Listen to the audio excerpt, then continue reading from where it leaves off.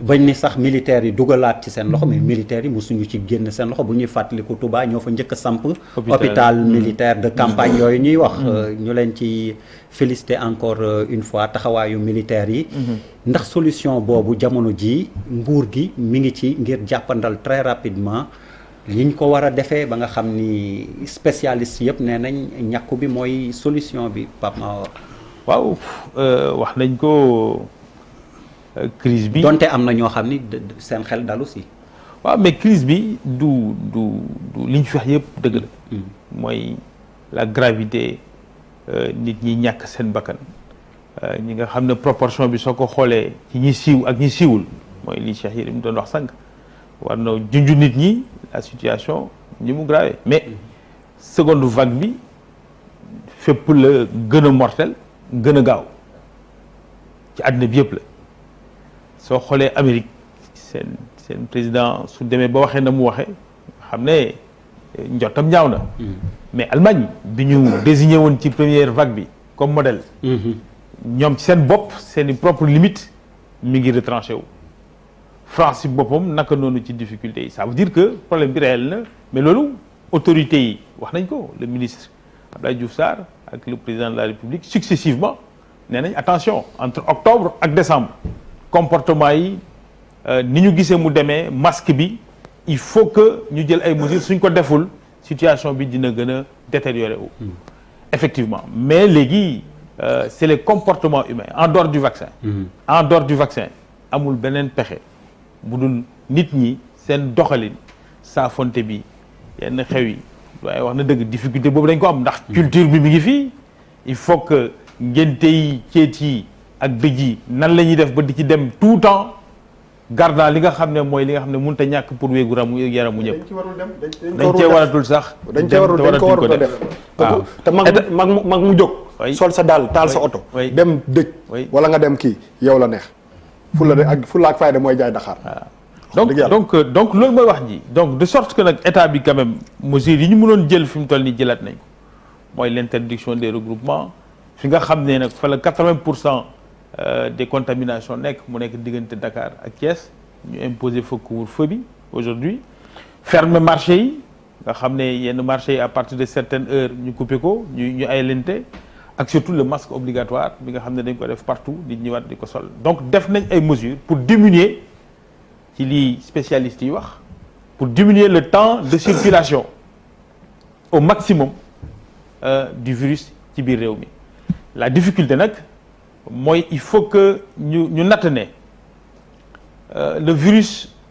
bi dafa déclencher une crise incroyable parce que du doon crise sanitaire rek da doon crise sur les comportements doon crise économique boole ci parce que soo tëjee réew mi comme yaa ngi joxe exemple France tu déclenches une crise économique soo ko tijjee virus bi daal di dominer sa circulation donc jusqu'à présent le modèle sénégalais quand même a eu à donner un tant soit peu de résultats dans la première vague fi mu toll nii xool nañ ni réew yëpp gaawuñu tous accélérer dem vers le confinement comme ñu ko ñenn ñi defee woon ils sont en train de faire des couvre-feux 18 heures machin en fonction de la crise et en fonction de l'évolution du virus mais loo ci munti jël c'est la discipline et la mobilisation communautaire de la population moo koy taxawal suñu ne mobilisation communautaire mooy li sëñ Diop doon wax tànk doyen Mamadou Diop Decroix c'est vrai kilifa diine yi ak aada yi teel nañ ci jóg ñu gis sëñ Mountakha Mbacké gis sëñ Baye Sy Mansour waaye ak yeneen kilifa diine yëpp ku ci nekk jóg wax loolu nag dinañ ko gën a accélérer d'ailleurs le communiqué de l'APR bi doon wax sànq mi ngi inciter ci dynamique boobu pour que ñu dem vers les chefs de quartier vers les imams vers les acteurs communautaires ñu porter le combat au niveau de la base te ce combat-là il faut que ñu def ko un combat essentiel de l'ordre de sécurité nationale ak pour la santé publique parce que ñii génn àddina suñuy mbokk lañ ñun ñëpp te koom-koom bi ñuy wax suñu koom-koomu réew la ak suñu sécurité nationale donc vraiment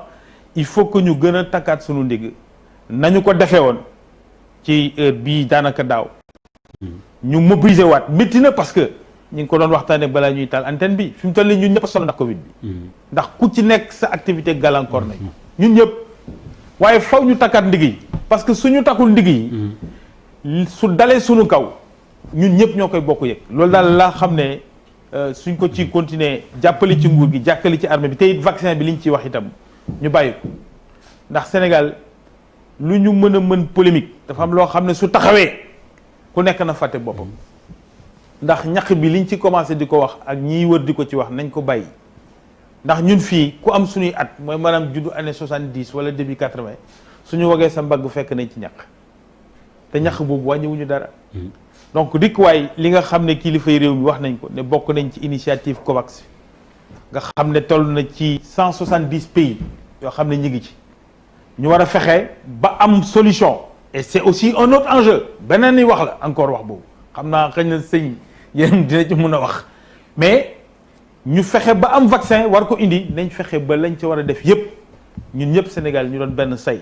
yëkkateendoo dóorandoo fexe ba li nga xam ne ràññee nañu ci qualité de réponse te mu doon réponse collective ndax Sénégal dafa am culture de communication sociale ak communication sur la santé moo tax mu efficace loolu tax nañ ci gën a concentré wu sur et rappeler que la vaccination est volontaire pas obligatoire kenn mënu ko obliger kenn quand même Malal juste rek balaa ma lay jox anecdote boo xam ni pour conforter ñu wax te xam ni tamit du yomb semaine bi wax naa ak benn commissaire boo xam ni ñu wax suñu maman yi suñu jigéen ñi ndax ñooy def yooyu tamit c'est pas pour les stigmatiser dafa am juróom benn ci ñoom dañ leen du ma wax ban commissariat la tamit mais bu ñu ma déggee dinañ xam commissaire bi dina xam dañ leen yóbbul commissaire bi ndax lan dañu guddee ci biti kenn ki da doon nampal biñ leen indee commissaire bi nu muy def laaj leen nu ngeen def ci biti xew lañ jóge woon ne mënuñu dem dañ doon yebbi te joxuñu leen seen wàll ci yebbi bi mooy teraanga yi ñuy def ñu ne mënuñu woon ñibbi te joxuñu leen seen commissaire bi nu muy def nooy téyee juróom-benn boo xam ni kenn ki day nampal moomu ut oto pour mu yóbbu leen ñu ñibbi parce que couvre-feu bi jot na ñu ramasse leen donc ñu attiré ñu leen doon jox sax xëy na moo nar a nekk añub suba bon mun na nekk aussi oui Malal waaw bon man déjà fi ma bëggoon ñëw mooy sànq dama dégg Papis dans son développement muy wax ni am na ay mag ñu gaañu dëgg la ñun ñëpp on l'a constaté te dëgg la parce que fii am na famille yuy nangu ni effectivement ki fa dee corona moo la rey mais am na famille yi nga xamante ne médecin bi nee na corona moo ko rey et les familles ont dit non plusieurs fois les gens génnaat nañu ne ñun ki ñu deele corona reyu ko c'est-à-dire c'est le niveau de stigmatisation stigmatisation bi ak ni ñu dramatiser effectivement cette maladie là parce que feebar la rek bu feebar la mais niveau de stigmatisation bi ak niveau de dramatisation bi askan wi toll parce que tollul bu ñu nañu rappelé wu que toll nañ fi benn jamono boo xamante ne sapeur pompier yi wala les agents médicaux ñemeetuñu di jël corona parce que en fait c'était très risqué loolu il faut que mu nekk benn aspect bu ñuy bàyyi xel parce que nous sommes culturellement un peuple assez compliqué boo xamante ne sa kër nit sida rey na ko sax mais on ne dit pas que sida moo ko rey tënku ko ci sutura ak masla yooyu yu ñu war a déconstruire la parce que baaxul ci doxalin ci ni askan wi di dunde ak ni muy doxee parce que daf ñuy jeexital yim ñuy indil baaxul ci askan wi de manière globale tu voudras protéger ta famille mais tu mets en danger tout un peuple léegi qu'est-ce qu'on choisit on choisit la famille ou le peuple beneen affaire bi ci topp dañ ne mag ñi nañ leen protéger ni ñuy toog pour évoquer il y a énormément nous sommes un pays très pauvre te genn wàllu kër yi ay mag ñoo leen yor fii ñaata kër la fi ay xale yor bariwul les jeunes ne travaillent pas donc mag ñi ñooy génn di wuti des fois tu es dans un taxi tu vois un taximan qui a 75 ans boo ne ko mun a njaboot rek un tailleur un vendeur à la sauvette jaaykatu da ngay gis ku yor fel matt ak mbóot naan ay suy bale paa bu yor benn kii naan suy bale fel matt ak mbóot et cetera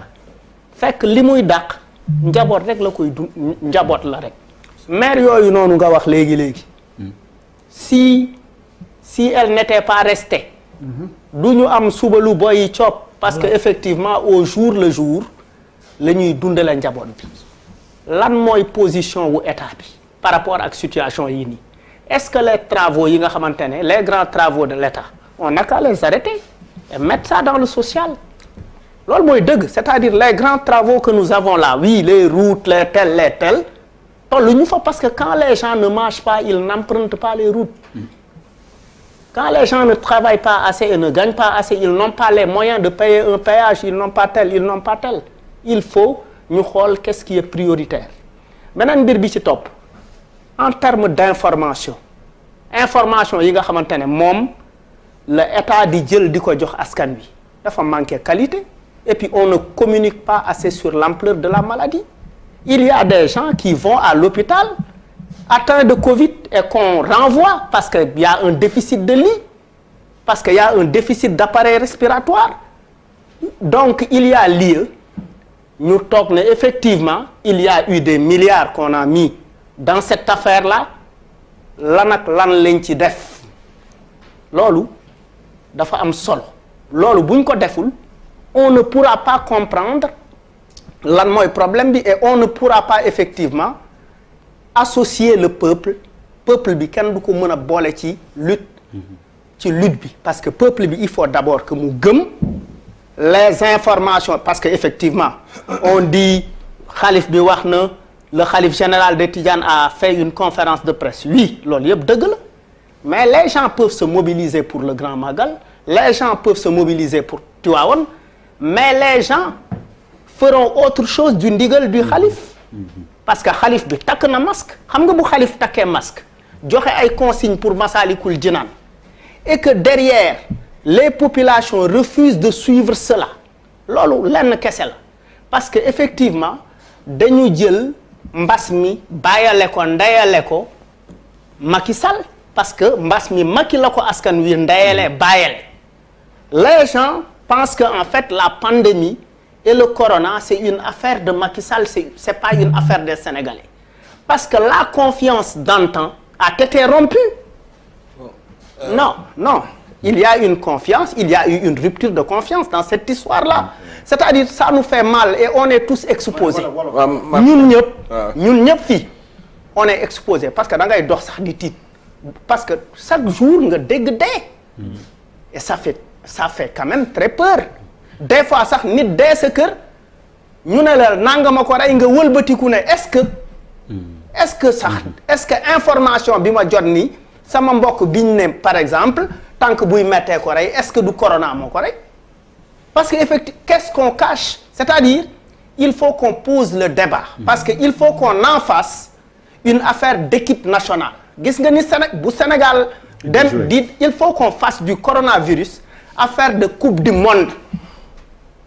c'est-à-dire engager les Sénégalais à être des supporters des supporters de la lutte et loolu da nga ko wax ci ce propos c'est-à-dire aujourd'hui on a enlevé un premier ministre qui devrait assurer la coordination entre les ministères tey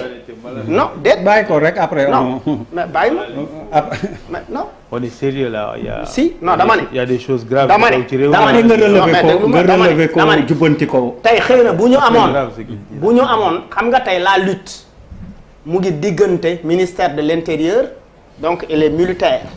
mu ngi fële aussi au ministère de la santé elle est moo am exclusivité puis presque donc elle est médicale elle devrait être éducative elle devait être au niveau du ministère de la femme ou elle devait être également au niveau du ministère de la culture mu nekk un truc boo xamante ne après dafay tas dans les quartiers mu nekk un engagement populaire de tout le monde léegi Malal en une minute waaw Malal franchement man gisuma ni feebar bi c'est une question politique gisuma loolu gisuma ni yow dañu war a jël xaalisu projet état bi dugal ko ci feebar bi parce que déjà man dama jàpp sax ni jël 1000 milliards jëndee ko ay ceeb jëloon 1000 milliards yooyu dafa ci 15 hôpitaux de référence bu ñu ko defoon tey hôpitaux yi mi ngi taxaw di exister te ceeb bi peut-être nit ñi lekk nañ ko un mois jeex na c'est ça la réalité aussi xam nga un état aussi. mais un mois boobu it bu ñu leen jàppale woon ñu dund. ndax danañ fekkee est-ce que dinañ fekkee d'accord naa mais quand tu prends 1000 milliards. 1000 milliards 500 milliards rek boo ko jëloon def koy hôpitaux de référence tey am nga équipement yoo xam ni deuxième vague bu ñëwee di nga am suffisamment de lits dañoo waxante dëgg boo ma nee da ngay jël xaalis bi projet structurant réew mi yépp dugal ko ci ay lekk ak i nit non je ne suis pas d'accord parce que loolu nag populisme la loolu démagogie la. Je suis pas d'accord man li ma gëm mooy solution